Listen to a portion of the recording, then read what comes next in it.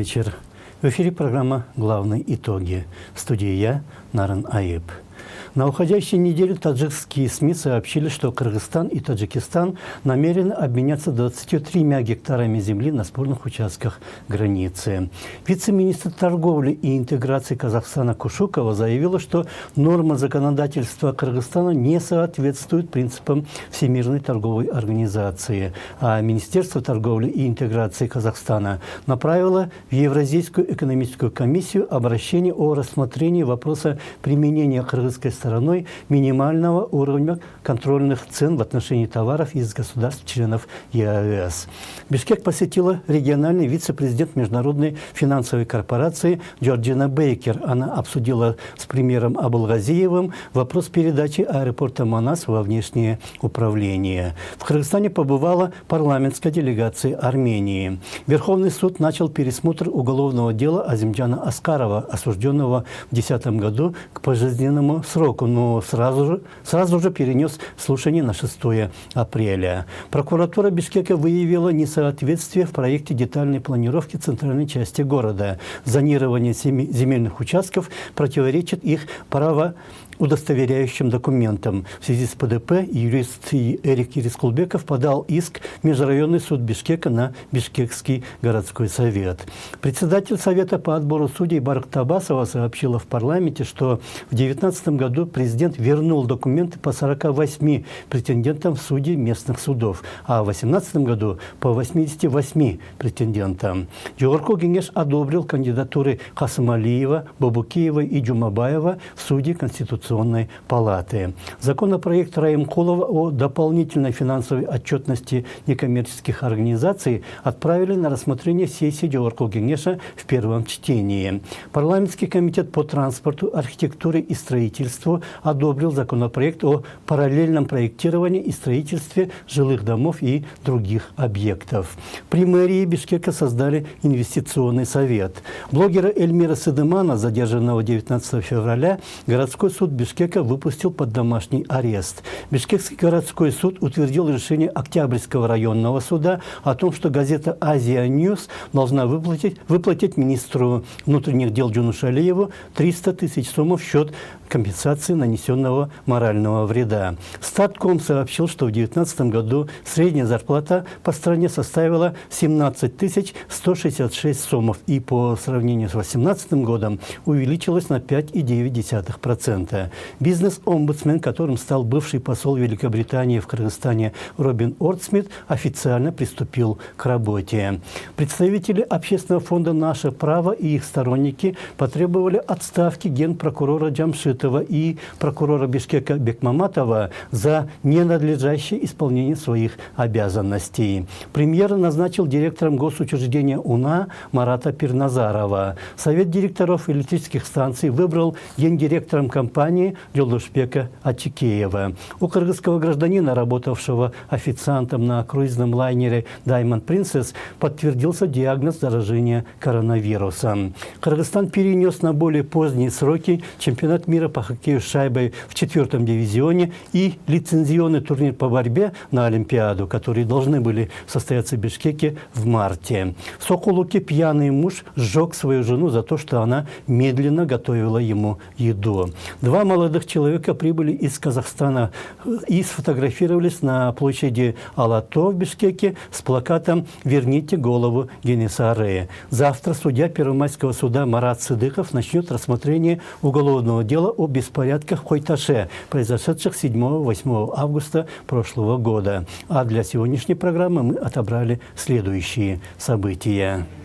Владимир Путин и Сооронбай Жээнбеков открыли в Москве перекрестный год России и Кыргызстана. К предстоящим в апреле местным выборам появляются десятки тысяч новых избирателей. В Аше избит адвокат правозащитной организации, которую не любят милиционеры и суды. Суды Кыргызстана неисправимы ни Совбезом, ни обществом, ни дисциплинарной комиссией. Доблестная кыргызская армия не может изжить у себя неуставные отношения. С легкой руки судей Федерации профсоюзов начинает действовать закон джунглей. Скандал в Институте земледелия. Академик и многолетнего директора обвиняют во всех грехах. Интервью с академиком. Из недофинансируемого спорта выводили деньги фиктивными спортивными сборами. Элиты беднейших стран мира обогащаются за счет помощи Всемирного банка.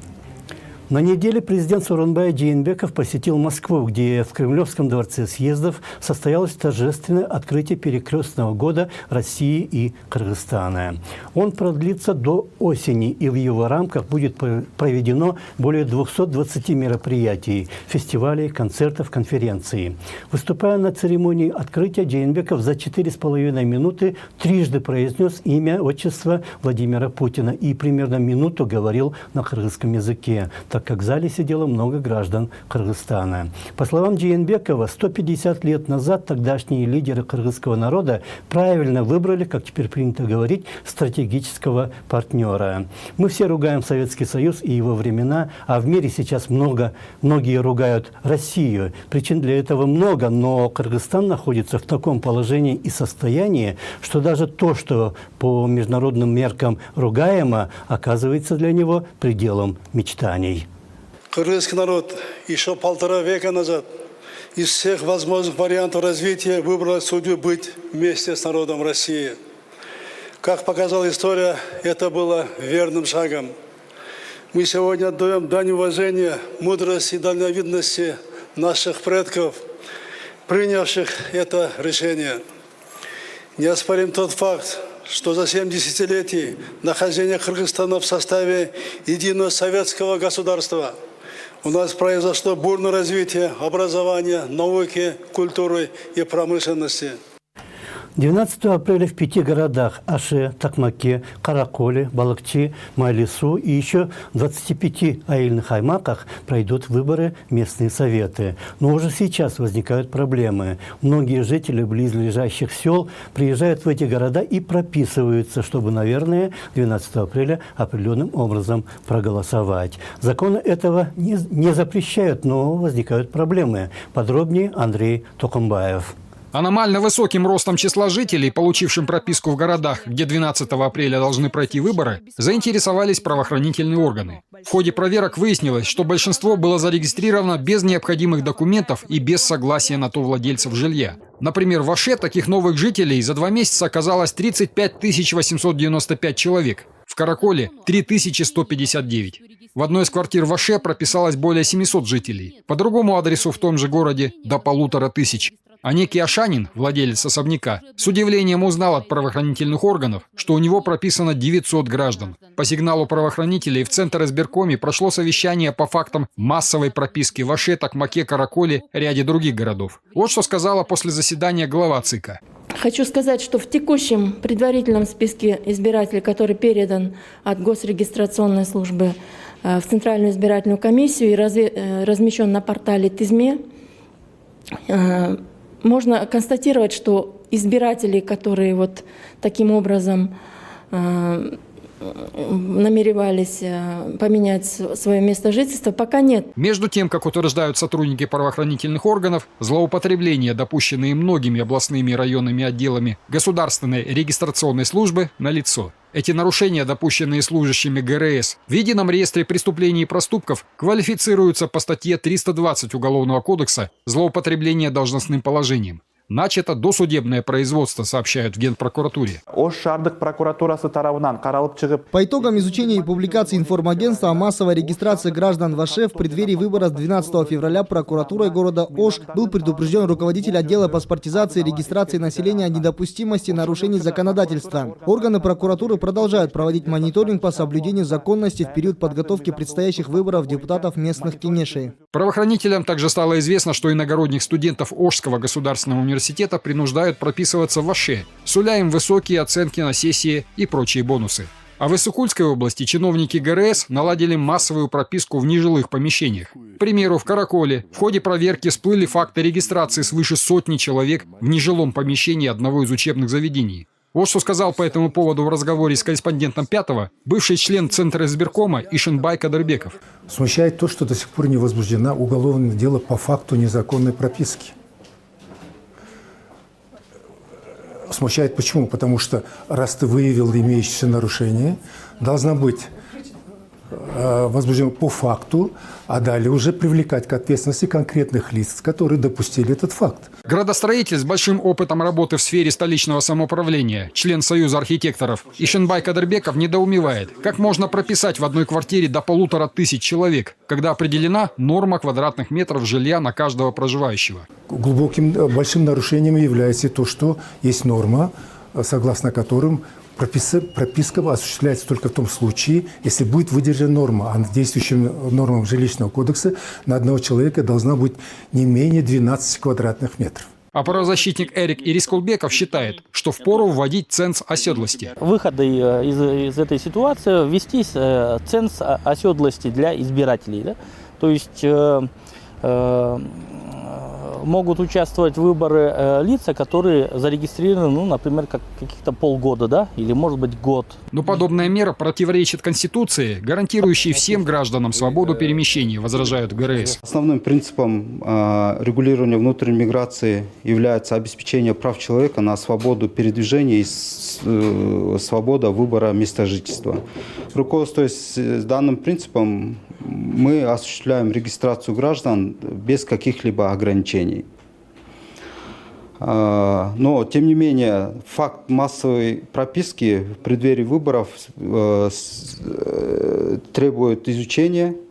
В этой связи со стороны нашей службы назначено служебное расследование по изучению фактов массовой регистрации. Сотрудники Госрегистра озаботились этой проблемой будто впервые, а между тем ситуация не нова. Страна с нею столкнулась еще в 2016 году, когда проходили выборы, также в местные Кенеши, отметил в интервью «Пятому» Ирискулбеков. Тогда и в Аше мы столкнулись, и в Токмаке, особенно в Токмаке, я помню, было возбуждено уголовное дело на оператора, системного администратора, который зарегистрировал там свыше нескольких сотен человек. В ходе проверки фактов незаконной прописки вскрыты и другие должностные нарушения. Например, в Аше зарегистрирован подкуп голосов избирателей. В понедельник нарушения обсуждались на экстренном заседании Джогурку Кенеша. Ранее депутат Мирлан Джанчуроев заявил следующее. В Оше только за месяц прописку сменили 33 805 человек. В Токмаке – 6 950 человек. В Караколе – 2798. А депутат Канат Исаев обвинил в резком росте числа незаконных прописок руководителя ЦИКа. Сейчас у людей есть претензии по предстоящим выборам в местные Кенеши. Число людей, прописавшихся в городах, резко увеличилось. В этом виноваты вы. Во время выборов в 2016-м было еще больше нарушений, но вы не отреагировали. Тогда мы официально об этом говорили. Хватит ли у вас духу сейчас изменить ситуацию? Нардеп также заявил, что во время прошлых выборов в местные Кенеши, проходивших в 2016 году, сотрудники ЦИКа якобы незаконно внесли изменения в электронные списки избирателей. На это Нурджан Шайлдабекова ответила, что администраторы Центра избиркома не могут войти в систему и что-либо менять, поскольку это в компетенции ГРС. А во вторник на митинге по тому же поводу она сообщила. Мы видим, что список избирателей по сравнению с предыдущими периодами не увеличился каким-то образом значительно. Это означает, что граждане, которые поменяли прописку, но не поменяли отметку в паспорте, они не могут быть включены в список избирателей на основании закона. Соответственно, сейчас самое главное – это обеспечить контроль за соблюдением всех процедур смены паспорта или смены информации по прописке в чипах паспортов. ЦИК рекомендовал Госрегистру провести анализ по смене регистрации постоянного места жительства гражданами в городах, где планируются выборы, за последние месяцы 2019 и на начало 2020 года, дифференцировав их по категориям причины смены. В итоге ГРС инициировал служебное расследование, временно отстранив от должностей руководителей ряда отделов регистрации и паспортизации населения. Он опубликовал данные о действительном увеличении числа граждан, вставших на регистрационный учет в городах Ош, Каракол, Токмак, Балыкчи и Майлусу. А вот что сказала в интервью одному из информационных агентств член Центра избиркома Гульнара Джурабаева. ЦИК будет проверять каждого из общего списка избирателей. Сможет ли тот или иной гражданин голосовать на местных выборах 12 апреля. В предварительные списки включены 340 479 человек, почти 10% от общего числа избирателей. Проверить себя в списке можно, придя на избирательный участок или на портале Тизме, пройдя по ссылке www.tizme.gov.kg, а также позвонив по номеру 119. По сведениям Центра избиркома, до 27 марта каждый может уточнить свои анкетные данные в списке избирателей, которые предоставят избирательные комиссии. Избиратели могут уточнять себя в списках, как придя на участковую избирательную комиссию, так и на госпортале Тизме до 28 марта 2020 года. Также хотелось бы отметить то, что в избирательных комиссиях сейчас, на уровнях избирательных комиссий сейчас действуют координационные группы оперативного реагирования с включением в них сотрудников правоохранительных органов. ЦИК также напоминает, что на выборах каждый избиратель должен пройти биометрическую идентификацию. Выборы в местные кенеши пройдут в 30 населенных пунктах. На этот раз избирателей обманывать не будут, сказала Медина в четверг в прямом эфире 5 канала. В августе 2019 года были внесены значительные изменения в избирательное законодательство, в том числе и в закон о выборах депутатов местных кенешей, и о подготовленности избирательных комиссий и других госорганов к предстоящим выборам. Я бы хотела сказать то, что у нас во исполнение этих законов также были разработаны определенные положения, которые регулируют порядок взаимодействия госорганов и Центральной избирательной комиссии по формированию списков избирателей. Но, как считает эксперт по вопросам избирательного законодательства, профессор КРСУ Бекбасун Бурубашев, в Кыргызстане еще не было выборов ни в местные, ни в центральные органы власти, проходивших без нарушений. В разговоре с корреспондентом 5-го юрист отметил, ЦИК любит говорить о нарушениях, допущенных избирателями. Если наш, многоуважаемый, конечно, избиратель нарушает, даже он вовремя не встал на учет, да, это же все. Его сильно, то есть органы власти сильно наказывает, он отстраняется от возможности голосовать. А почему-то других субъектов избирательного процесса, речь идет о тех субъектах, это политические партии, их представители, они ответственность не несут. Эксперт уверен, что главными нарушителями избирательного законодательства были и остаются представители политических партий, а также органов государственной власти и местного самоуправления. Он надеется, что нынешний повышенный интерес общества к фактам таких нарушений изменит ситуацию к лучшему. Андрей Токамбаев, Вячеслав Кравченко, 5 канал, главные итоги. В Оше, где 12 апреля пройдут выборы в городской совет, на неделе произошло хулиганство. Без особого объяснения причин избили адвоката правозащитного центра «Бирюльнё Кыргызстан» Хусанбая Салиева. Вполне возможно, что дело так и будет квалифицировано как мелкое хулиганство, но сама позиция правозащитного центра и его взаимоотношения с милицией и судами говорят, что те имеют на правозащитников зуб.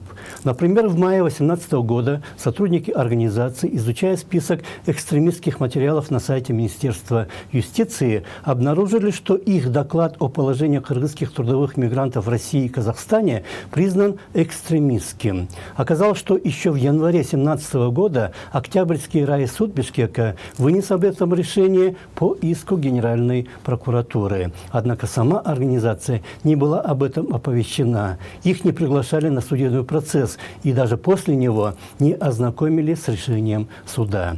Доклад был подготовлен в сотрудничестве с Российским правозащитным центром «Мемориал», который тоже находится под прицелом российских властей. И именно тогда, в 2015 году, произошел и обыск в Ошском филиале центра, и опять же по подозрению в экстремизме. По словам директора «Бирюльнё Кыргызстан» Туликан Исмаиловой, такие вещи в обществе происходят потому, что другие, нарушающие порядок и закон, остаются без наказания. продолжает вот эта система питать тех людей, которые коррупционеры, которые обманули народ, и они остались безнаказанными. И система сегодняшняя, она еще не реформировалась. Это насилие идет опять от политиков, когда они создавали неформальные группы, и от криминала, и от политиков, связанных с криминалом. Судьи и милиция, да и другие силовые структуры и не такое вытворяют. Например, на неделе в Джоурку Кенеше рассматривались поправки в закон о статусе судей, и возник вопрос о человеческом факторе, а в связи с ним, опять же, вопрос о безнаказанности судей, принимающих неправосудные решения. На вопрос депутата Джанара Акаева, почему грубо нарушающие закон судьи отделываются просто выговорами, председатель дисциплинарной комиссии при Совете судей начала рассказывать, как члены этой комиссии избираются, кто их выдвигает и так далее. И только потом намеком сообщила, что все решения принимаются коллегиально, то есть никого ни за что наказать просто невозможно.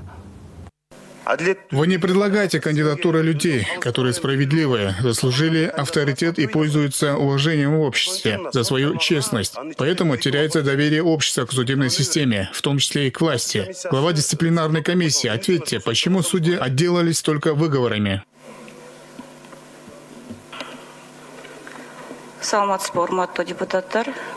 Здравствуйте, уважаемые депутаты и Джанар Куванычбекович. Согласно закону, в дисциплинарную комиссию при Совете судей входит 9 человек. 3 из них представляются от судебной системы, 3 от Джугурку-Кенеш и 3 от президента. А также, кроме того, решения в нашей дисциплинарной комиссии принимаются голосованием. Поэтому, так как это коллегиальный орган и проходит голосование, на основании голосования было принято такое решение.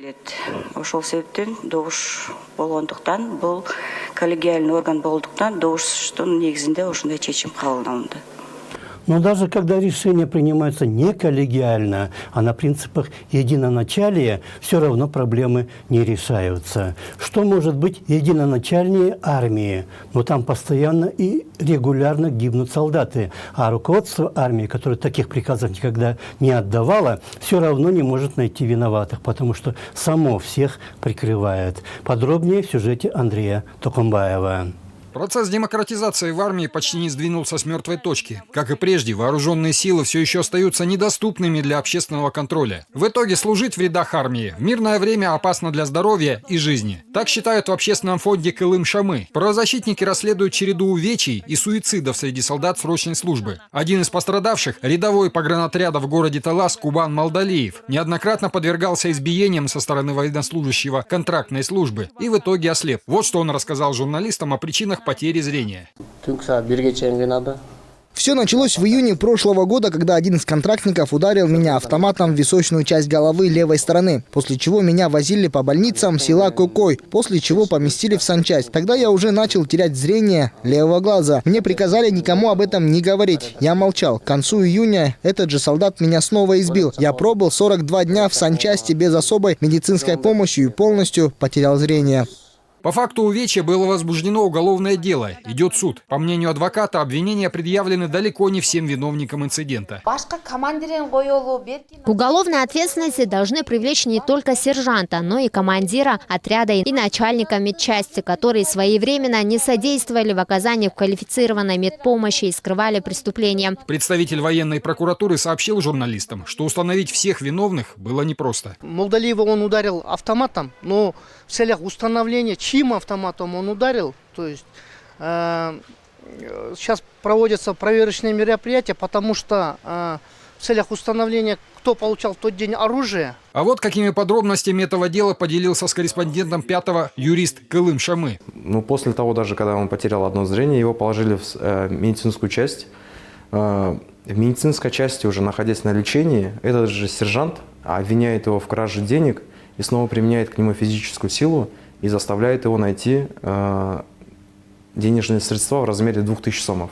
В череде издевательств над новобранцами прибавилась другая проблема. У солдат срочной службы все чаще и активнее вымогают деньги. Причем в вымогательствах порой участвуют не только рядовые, но и командиры. Именно по этой причине лишился рук Руслан Сапарбаев, сержант воинской части в городе Майлу-Суу. Потерпевшему ампутировали обе руки в результате ожога 4-й степени. У него постоянно требовали деньги. Один из солдат-контрактников части и офицер. Чтобы расплатиться со служивцами-ракетирами, Руслан решил срезать якобы нерабочий электрический кабель близ распределительной станции ЛЭП и продать медь скупщикам цветного металла. Солдат не знал, что кабель был под напряжением. В итоге почти месяц госпиталя и ампутация. А вот третий случай увечий, произошедший в селе Койташ. Когда наш адвокат туда вошел и сотрудники НЦПП, Национального центра по предупреждению пыток, туда вошли, солдаты непосредственно уже к ним обратились с заявлением, то, что к ним применяется физическая сила беспричинная, их используют в качестве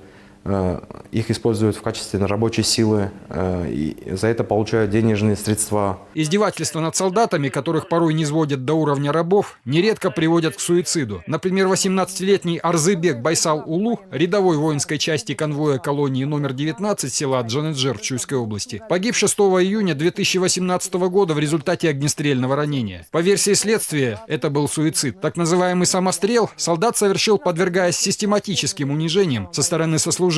Подчеркнула в разговоре с журналистами руководитель Кылым Шамы. Необходимость усиления контроля, гражданского контроля, как со стороны родителей, так и независимых гражданских активистов. И плюс необходимо усилить работу омбудсмана, необходимо, чтобы Национальный центр по предупреждению пыток почаще ходил. Своими предположениями о том, почему самоубийство среди военнослужащих чаще происходит именно в воинских частях при КСИНе, правозащитник поделилась с радио «Азатык».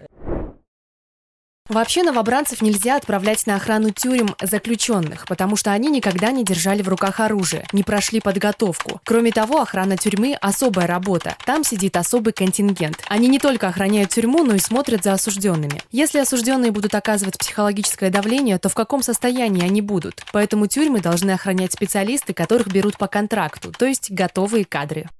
С нею согласна правозащитник Таликан Исмаилова. Есть закрытые институты, как военные, да, и эти институты пока не реформированы, и они не соответствуют тем, высоким стандартам, чтобы соблюдались права человека, чтобы не было там дискриминации, насилия. А вот по мнению военного эксперта Анвара Сатаева, подобные инциденты как результат неуставных взаимоотношений происходят потому, что новобранцы призываются в армию слабыми и физически, и психологически. С ними недостаточно ведется допризывная подготовка. Он предлагает следующее. В военных комиссариатах по месту жительства призывников необходимо усилить меры допризывной физической и психологической подготовки. С начальных классов средних школ вести уроки патриотического воспитания. Демобилизовавшимся в запас военнослужащим срочной службы предоставлять льготы при поступлении в профессиональные лицеи и вузы. Вести строгий конкурсный отбор среди призывников. Ссылаясь на опыт Узбекистана, где в результате похожих мер число жертв неуставных взаимоотношений значительно снизилось, военный специалист утверждает, идти в армию молодые люди должны не по принуждению, а из соображений престижа и повинуясь чувству воинского долга перед Родиной. К сожалению, требования такого долга и режим секретности в вооруженных силах привели к тому, что солдаты срочной службы даже более бесправны, чем заключенные тюрем и пациенты закрытых психоневрологических лечебных учреждений, считают в Кылым Шамы. Мое личное мнение то, что в медучреждениях, чтобы поместить гражданина против его воли, в медучреждения и в исправительные учреждения, как в законе прописано, пенитенциарные учреждения, необходима процедура. Там гражданин имеет на защиту, там ему предоставляется гарантированная юридическая помощь, если у него нет средств нанять адвоката. Там есть у него право на обжалование. А в свою очередь у солдат намного меньше прав. Это в Конституции закреплен его святой долг и воинская обязанность. Да? В военном уставе вооруженных сил Кыргызстана указано, что военнослужащий должен быть готов ко всем тяготам и лишениям воинской службы. Да, это правда. Независимость и свобода могут стоить крови. Вспомним перестрелки на границе, нападения банд формирований террористов и ряд других трагических инцидентов нашей истории. Но как относиться к таким вот, например, тяготам и лишениям?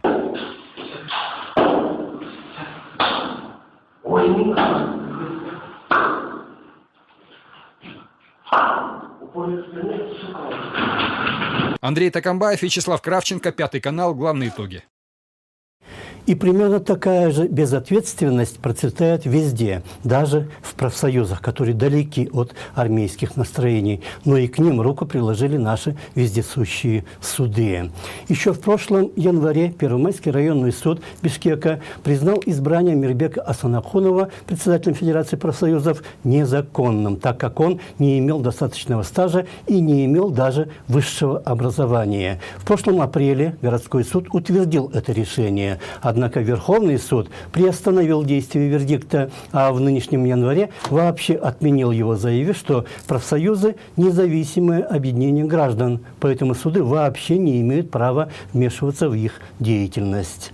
Сразу после этого Совет Федерации профсоюзов провел заседание и сместил Асанахунова с должности. Однако он сорвал печать с опечатанного кабинета, занял кресло и пытается продолжать руководить. На кону миллионное имущество профсоюзов, а суды внедряют в этот процесс самый настоящий хаос. Уйди по-доброму. Совесть есть? Это у меня совесть есть или у тебя? Вот этот человек, Ханат Осмонов, в 2010 году сидел в этом кабинете председателя. И тогда на 10 миллионов сомов возбудили дело. У тебя есть совесть или у меня? В последнее время хаос лезет во все дыры любого управления, начиная от профсоюзов и кончая научной деятельностью. На неделе вышел наружу конфликт и в Институте земледелия, который подведомствен Министерству сельского хозяйства. Обе стороны провели пресс-конференции, обвиняя друг друга. Наш корреспондент Андрей Токамбаев побеседовал с многолетним директором института, академиком Джамином Акималиевым. Джамин Акималиевич, производственный конфликт с вашим подчиненным Уланбеком Качебековым, он, к сожалению, вышел уже за стены учреждения, которым вы руководите. Директор Кыргызского научно-исследовательского института земледелия Уланбек Качебеков обвиняет вас в ряде проступков и даже должностных преступлениях. Расскажите, пожалуйста, причину таких обвинений и почему, в общем-то, произошел такой конфликт. Во-первых, к Качебекову я не имею никаких личных претензий или вопросов. Я его знаю давно. Он где только не работал. А сейчас он вот с июня месяца 2019 года работает заведующим отделом внедрения наук производства. Но, к сожалению, он палец не ударил за это 8 месяцев в исполнении своих функций, потому что он бездельничает. Но главное, что он не имеет никакого отношения к науке, потому что у него нет научной темы, он не является научным руководителем научных программ. А самое главное, та тема, которую он представил Министерству образования и науки, забраковал Департамент науки на конкурсной основе. Таким образом, он остался у разбитого корыта и хочет добиться, что в этом виноват Акималиев, и надо его убрать. Но я скажу, по большому счету, он выполняет чужую волю. Он выполняет волю министра сельского хозяйства, мелиорации и пищевой промышленности Еркинбека Чудуева, у которого он работает советником на общественных началах. Организатором, вдохновителем всей этой интриги не только по линии Качебека, но по другим линиям, по общественному совету является Чудуев, с которым у меня случился за последние годы достаточно серьезный конфликт в смысле не личных каких-то отношений, а производственных. В смысле стратегии развития сельского хозяйства. Он говорит одно, я говорю на аппаратных совещаниях другое, так как я специалист, 69 лет я отдал свою жизнь сельскохозяйственному производству, аграрной науке и высшему сельскохозяйственному образованию. Я ими доказываю и показываю, что как нужно дальше развивать сельскохозяйство. Он не согласен, и за мою открытую критику он решил вот строить операцию по ликвидации Акималиева. И одним из этих узловых моментов является этот Качебеков, который не имеет никакого отношения к науке. Понятно. Вот этот человек, не имеющий никакого отношения к науке, он, тем не менее, преследует вас, ученого с мировым именем. И обвинение, он, по сути дела, 6 обвинений на вас предъявляет в 6 должностных преступлениях. Вот если по порядку, то они следующие. Значит, в период с 2013 по 2016 годы вы якобы получали зарплату 3 умерших сотрудников сотрудников учреждения. Вот далее вы присвоили 211 500 сомов, выделенных на заработные платы. Потом в течение около 1,5 миллиона сомов вы незаконно, значит, присвоили себе, опять же, на зарплату, якобы.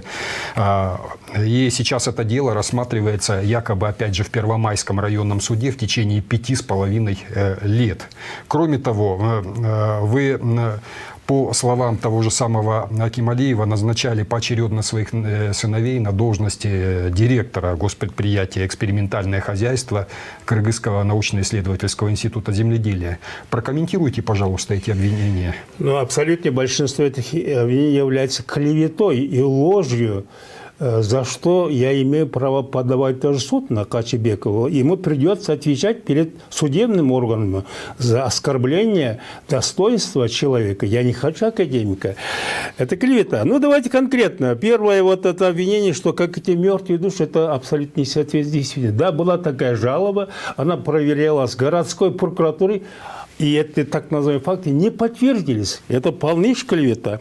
О том, что в 2013-2016 году, вот я сказал, вот умерших, о том, что счетная палата проверяла, да, счетная палата проверяла за 4 года и, казалось бы, обнаружила там, как он пишет, 2 миллиона сомов необоснованных, а там написано нецелевого использования. Позже решением суда все эти статьи отменены, и полностью я оправдан. Никакого отношения к этим 2 миллионам я не имею. Что касается повышенной зарплаты, я даже получал зарплату на основании приказа министра сельского хозяйства.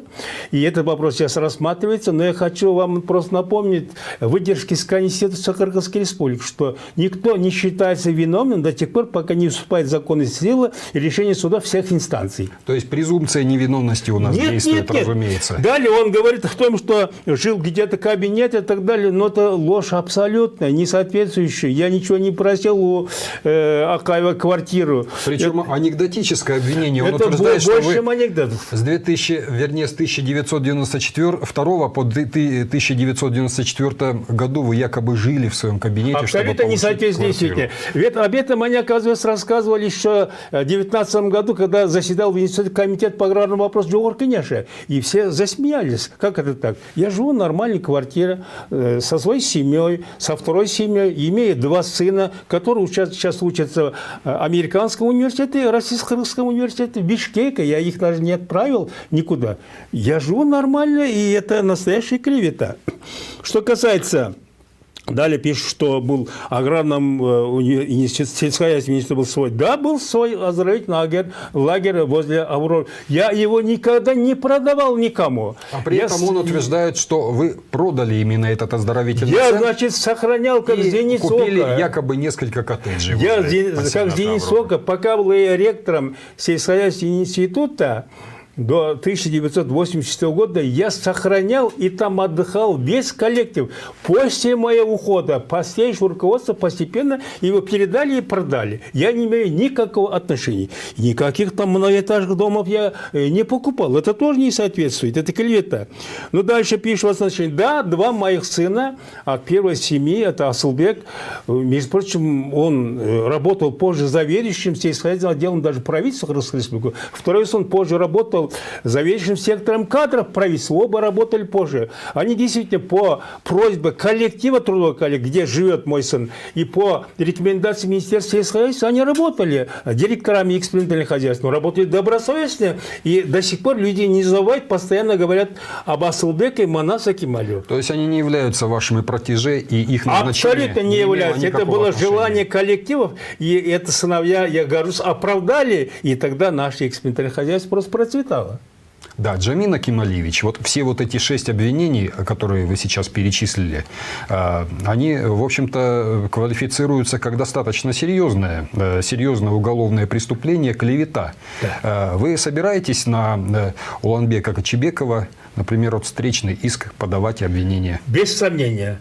Потому что он и однажды тоже там где-то выступал, но не так полностью говорил. Я его предупреждал, что если... Причем присутствие министра Чоды в институте был собран. Предупреждал, если ты не прекратишь... Он мне тогда даже обвинял в плагиате, что я стал на основе плагиата доктором наук, академиком. Я сказал, я просто уважаю коллектив и министра, но если не прекратишь, я подам в суд. Он об этом знает. Обвинение в плагиате, как известно, является серьезным ударом по репутации ученого, да. И вы вправе обвинить этого человека, дело будет, опять же, в оскорблении ваших чести и достоинства. Несомненно, Качебек этого заслуживает, потому что он человек, не имеющий никаких границ, не имеющий никакого разума. А почему? Он же был назначен. И дело в том, что, Андрей, я 25 декабря 2017 года был освобожден, опять вот по возрастному цензу, ректором сельскохозяйственного института Скрабина Нургазиевым от должности генерального директора Кыргызского научно-исследовательского земледелия. Я судился 1,5 года, и 10 июня 2019 года Верховный суд постановил признать приказ ректора аграрного университета о моем увольнении незаконным, восстановить должности директора института земледелия, оплатить заработные платы за должность права. Вот это ему не нравится, что я вернулся обратно в институт. Если перевести теперь вот эти вот все этот конфликт из юридической плоскости в моральную, то здесь получается интересная параллель. Это очень похоже на то, что происходило в сельском хозяйстве в Советском Союзе, знаменитая Лысенковщина и дело генетиков. Что вы хотели бы сказать вот таким вот подобным псевдоученым, которые хотят сместить вас с должности и, в общем-то, лишить честного имени? Во-первых, лжи короткие новые. Во-вторых, они рассчитывают ввести в заблуждение общественность Кыргызстана. Но кыргызский народ, все национальности, которые проживают в Кыргызстане, хорошо знают и Акималиева, и ничего не знают о Качебекове. Пускай общественность сейчас рассуждает. А самое главное, я хочу напомнить ему, другим клеветникам, тому же Чадуеву, о том, что согласно Конституции Кыргызской Республики, постановление Верховного суда Кыргызской Республики является окончательным и обжалованию не подлежит. Большое вам спасибо за интересный разговор, но и успехов вам. Спасибо. И, да, чтобы вашим клеветникам не удалось опорочить ваше честное имя. Спасибо, Андрей. Большое спасибо. Спасибо. Большое спасибо. На неделе случился и другой скандал. Чиновники управления физкультуры и спорта при мэрии якобы регулярно проводили учебно-тренировочные сборы, которых на самом деле не было. У всех на памяти случай со Сланаем Ашировой, которая поехала год назад в составе кыргызской делегации на этнофестиваль Кэмелфест в Саудовскую Аравию. Сломала ногу во время репетиции верхом, и ей чуть не ампутировали там ногу. Ни оргкомитет фестиваля, ни спорткомитет, ни тем более городское управление спорта не могли тогда найти средства, чтобы ей помочь. А помощью они назвали 30 тысяч сомов, которые и без того полагались ей в виде зарплаты. Не мудрено, когда все силы и остатки ума тратятся на организацию фиктивных спортивных сборов и дележ выделяемых из бюджета средств. Более подробно в еще одном сюжете Андрея Токомбаева.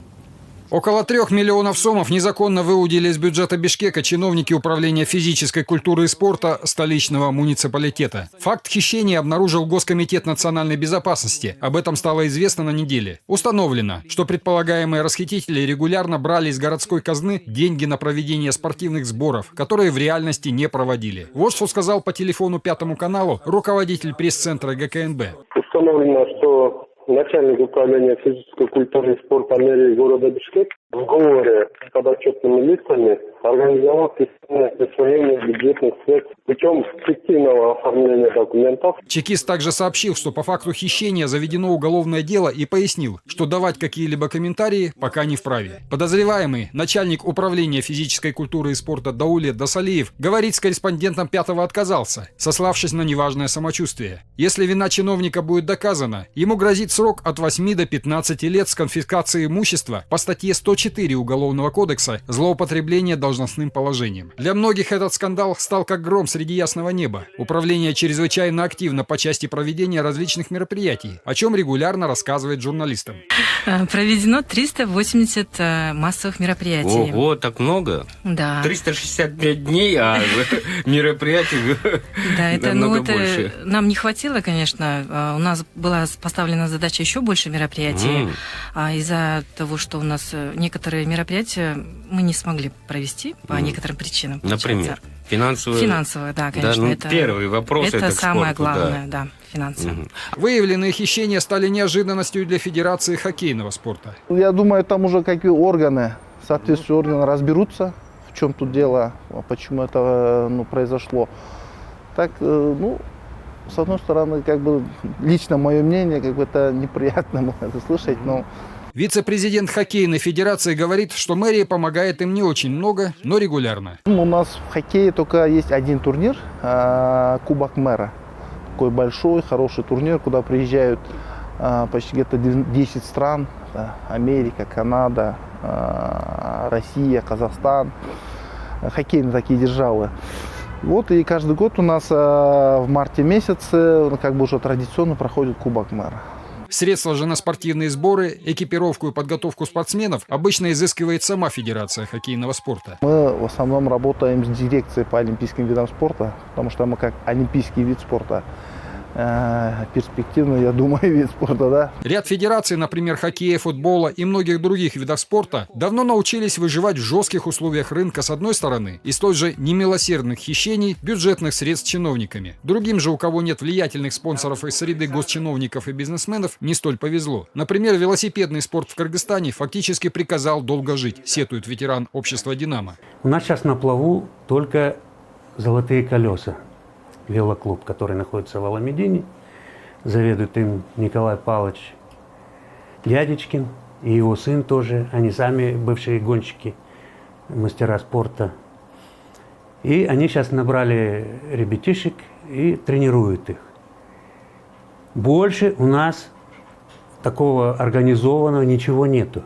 Между тем, велоспорт является одним из брендов кыргызского спорта на международной арене. Заслуга в том почти исключительно двух человек. Бывшего теперь уже кыргызстанца Евгения Вакера, проживающего сейчас в Европе, и его наставника, ветерана велоспорта, бишкекчанина Эркена Акрамова. У нас, кроме Вакера, в принципе, никто шоссейным велоспортом не занимается профессионально.